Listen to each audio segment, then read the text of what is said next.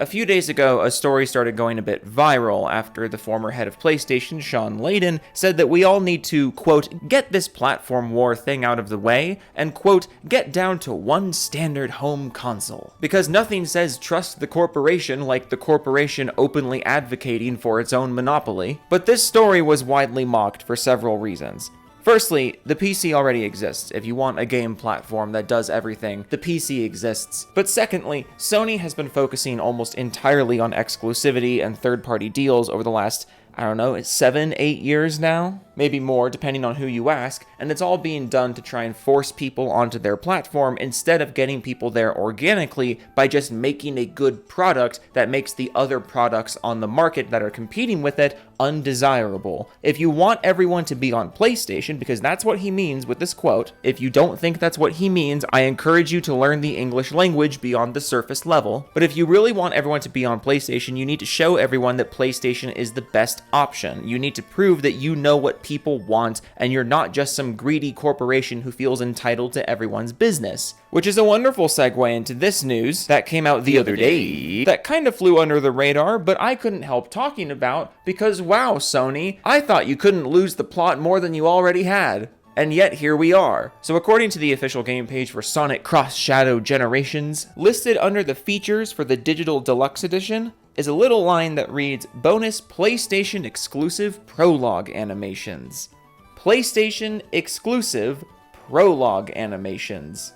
We are actually at the point where we are using cutscenes as platform exclusives in a Sonic game that's coming out on every platform. The prologue animations are PlayStation exclusive because Sony genuinely, truly, and absolutely does not care about gameplay or being pro-consumer, and they are so desperate to give their shareholders anything in the realm of exclusivity because God knows where their first-party exclusive games are at this point. We're 4 years into the PlayStation 5's life cycle, and you've released, what, like 3, 4 big exclusive games? Some of which were multi-generational anyways. And I'm not even arguing that you need exclusive games to exist. I'm the guy that always argues that exclusive games don't actually have to exist for the console war to still continue on the way it's going and for consoles to compete with one another. And even I'm saying you guys are fucking this up. So how do you think the shareholders feel? People who have actual money behind you. But that's really the only reason I can think of for Sony to go out of their way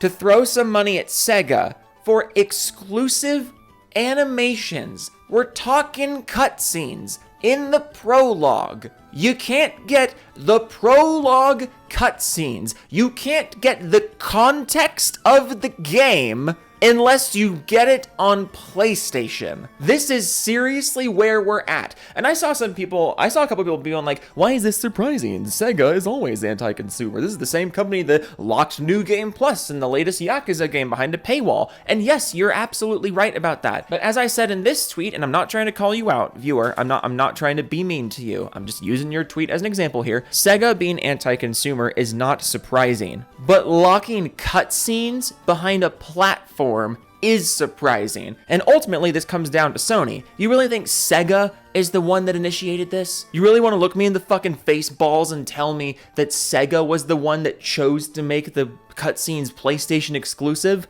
No, this was PlayStation reaching out to Sega and being like, hey, we want exclusive stuff. Give us some exclusive stuff. And then Sega was like, how about the cutscenes in the beginning? And Sony, instead of being like, no, that's fucking stupid, why would we do that? I meant like something gameplay related. Give us some gameplay content. Instead, Sony is like, yes, we want exclusive cutscenes. There's no way we look like complete asshats if we do this. This is a new low. This is a new low. But I mean, if anything, Sony's never beaten the allegations that they're only about movie games and cutscenes. They don't actually care about gameplay anymore because they're literally giving you more not gameplay in the video game if you buy the PlayStation version of it. Like, just think about that. PlayStation is like, we're the best gaming platform. We make such awesome games, wonderful games. Don't listen to those people just saying we make interactive movies and walking sims. We make awesome games. Come buy our game system to play the games.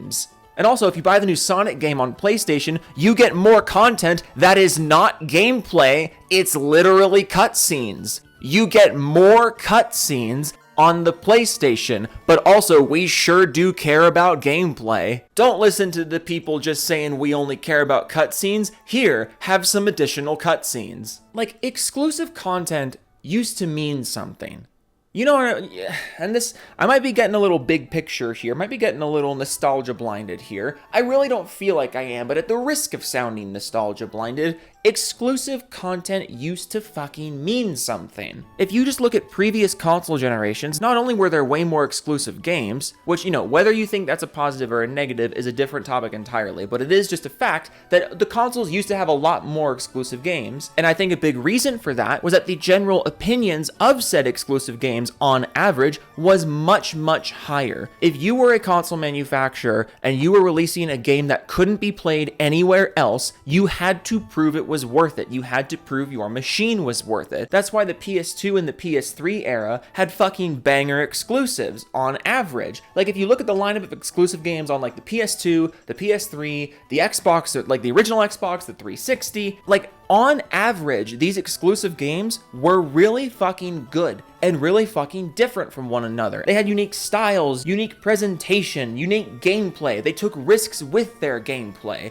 What can you say about modern exclusive content now, though? Modern console exclusive content. The games really aren't impressing the way they used to, so we're resorting to other things, like early DLC content, or extra skins for your PvP game, or extra content in this multi-platform game. It's available on all the platforms, but if you buy it on this platform, you get more content. And now we've gotten to the point where console exclusive content has just become a dirty phrase in itself. How far have we fucking fallen? Because again, I'm the anti-exclusives guy.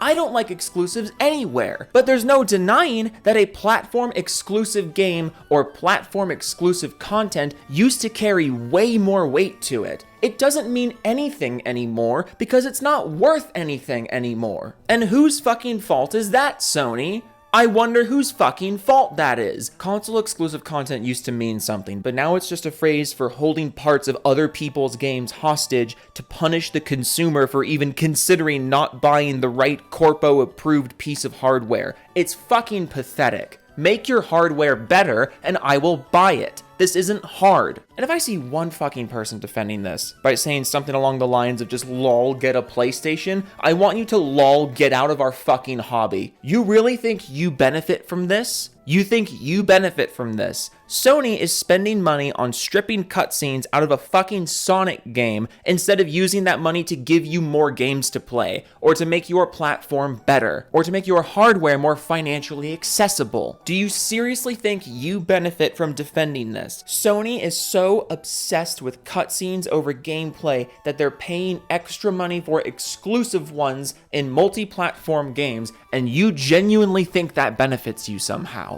As a gamer, no, it does not. So again, if your defense of this is somewhere along the lines of just get a PlayStation or everyone already has a PlayStation, I want you out of this hobby. We are closing the gate. God, and I know this video is more scattered than usual. I know this video is a bit more feisty than usual. But fuck me, dude. I didn't think we'd actually get here. I don't think my jaw has ever dropped at some kind of like pre-order or digital deluxe or platform exclusive content announcement. I don't think my jaw has ever dropped at one the way it did at this. PlayStation exclusive cutscenes. They're fucking cutscenes. A lot of you are probably just gonna skip them anyways. But that's what Sony's paying for? Cutscenes? The fucking state of AAA gaming. I swear to God. Okay, toodles.